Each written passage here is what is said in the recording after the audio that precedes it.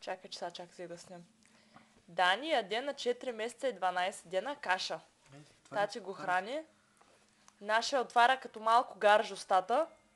Професионално. Ето, вижте го. Вижте това чудо на чудесата. Не може да смогне тати да му сложи. Не мога. Манджата важна. О, леле! Какво направи? Омаза са целя. Мали, тати дай една мокра кръпичка. Направо мама са мазат като циганин. Ръчичките пилям, ръчички. Ето в момента показва, че му се яде, не му даваме. Това е протест. Омаза са като Дай, тати, че давам. изпадам в нервна криза. Давам. Пъхай му малко по-навътре пиля въжичката. Не мога да ми затваря устата. Батерията свършва на апарата. Просто това е образ и подобие, уважаеми зрители.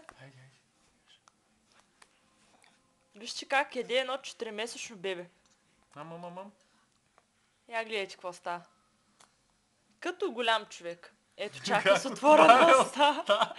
Чака с отворена уста, тати да подаде, защото ще съмре.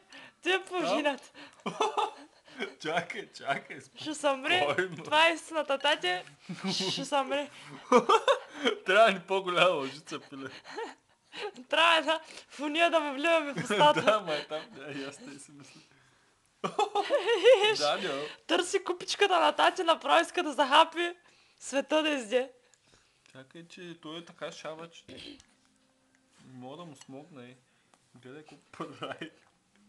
И за машин. Трябва да малко екшън, темпо. Че види, тати, аз ям кажа. Аз нямам проблеми.